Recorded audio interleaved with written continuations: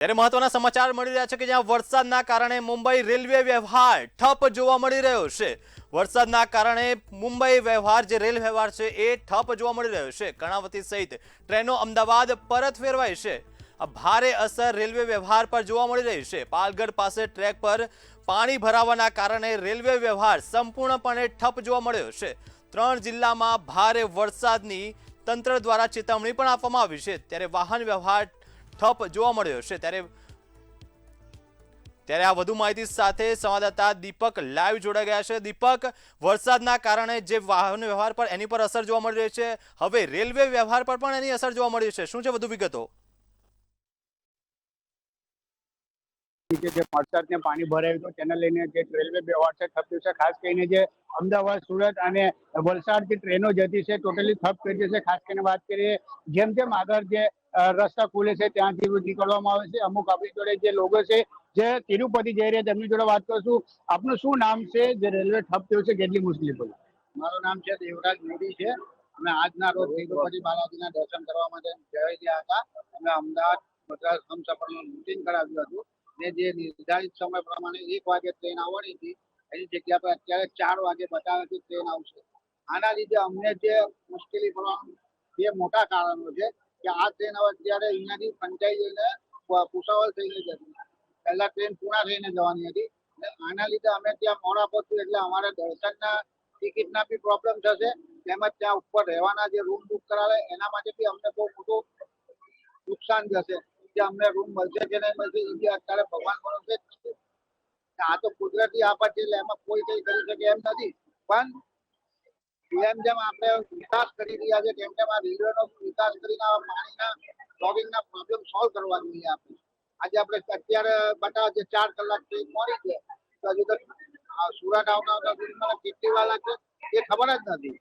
અમુક ટ્રેનો છે જે આગળ હજી ઊભી છે, છેક છેલ્લી બોરી આપણે વલસાડ થી આગળ જે બીરીમોડા છે ત્યાં જ ટ્રેન ઊભી છે, એનાથી આગળ હજી કોઈ ટ્રેન જતી જ નથી જ્યાં સુધી પાણી નહીં ઉતરે। તો હજી તો બહુ વાર લાગશે એવું લાગે છે। અમારી ટ્રેન અહીંયા ઉધનાથી પંચાઈ જશે ને એટલે નીકળી જશે 3 કલાકમાં કે 3 થી 4 કલાકમાં। જે સીધા બોમ્બે જવાના કે વલસાડ થઈને જવાના એ લોકોને હજુ વાર લાગશે। બિલકુલ, જે હિસાબે સુરત રેલવે દ્વારા જે હેલ્પ ડેસ્કની પણ વ્યવસ્થા કરવામાં આવી છે, ખાસ કરીને વાત કરીએ કે રેલવે છે એ વૈકલ્પિક વ્યવસ્થા પણ રાખવામાં આવી રહ્યું છે। જે હિસાબે બોમ્બે જતા લોકો છે એને તકલીફોનો સામનો કરવો પડ્યો છે, કેમ કે જે આખી રેલવે છે રેલવે ખોરવાઈ ગઈ છે।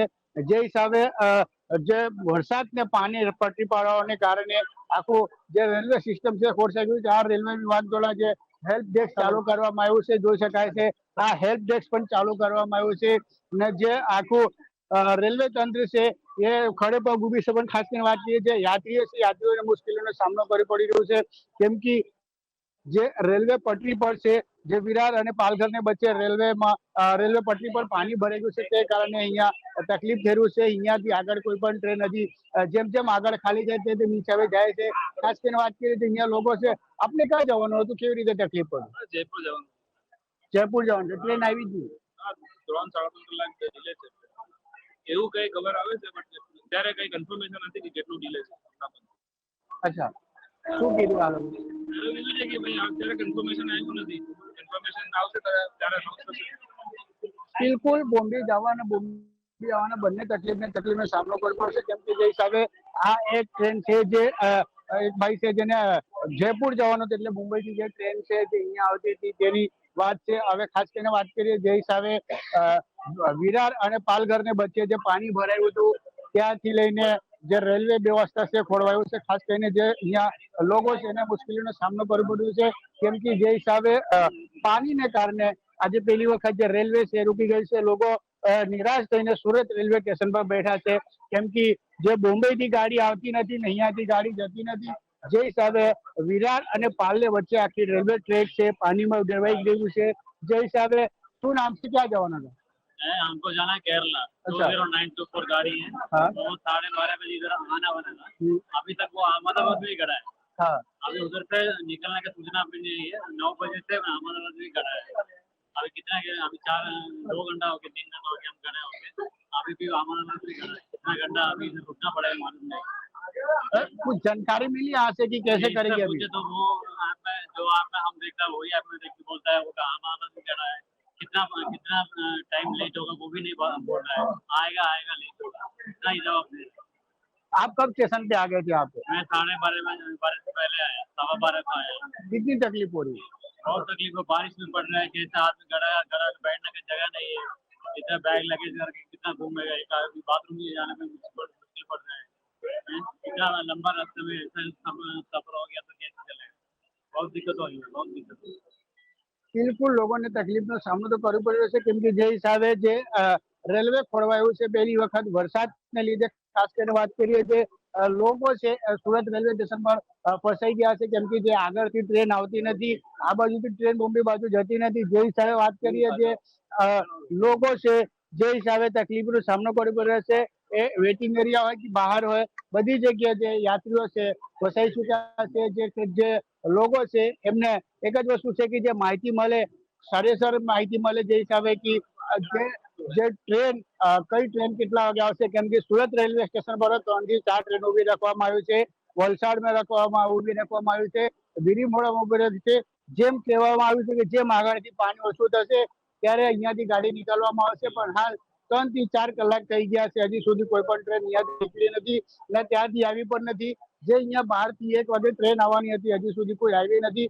ખાસ કરીને જે યાત્રીઓ છે યાત્રીઓ તકલીફનો સામના કરી રહ્યા છે, કેમ કે જે હમણાં એક ભાઈએ કીધું કે મને કેરલા જવાનું છે, 12:30 વાગે ટ્રેન છે, 12:30 થી હમણાં 2 થી ઉપર થઈ ગયા, હજી કોઈ ગાડી આવીને, ખાસ કરીને જે હિસાબે મેઘરાજા અને ધમકદાર બેટિંગ પણ ચાલુ છે, કેમ કે એક તરફ જે રેલવે છે એ પાણીની હિસાબે પડવાનું છે અને હાલ જે મેઘરાજા છે ધમકદાર બેટિંગ કરી રહ્યા છે, એટલે કશે ને કશે વાત કરીએ કે જે હિસાબે સુરત રેલવે પર લોકો તકલીફનો સામનો કરી રહ્યા છે, કેમ કે જે ટ્રેન છે 4 થી 5 કલાક સુધી મોડી બતાવી રહ્યા છે અને જે પ્રશાસન છે એ પ્રશાસન પણ લોકોને વૈકલ્પિક સુવિધા પણ આપી રહ્યા છે, અને ખાસ કરીને જે હિસાબે પાલઘર અને વિરારને વચ્ચે જે પાણી ભરાયું છે, જ્યાર સુધી પાણી ઉતરશે નહીં ત્યાર સુધી જે રેલવે છે એ ઠપ રહેશે। ને એક અધિકારીઓ કહેવામાં આવી રહ્યું છે કે જે રેલવે છે એ આગળ વધશે નહીં। હાલ તો બધી ગાડીઓ કોઈ સુરતમાં છે, કોઈ ઉધના, કોઈ વલસાડ, કોઈ બોરીમોડા, નવસારી में બધી ગાડીને રોકી દેવામાં આવી છે અને બોમ્બે તરફથી આવતી ગાડીએ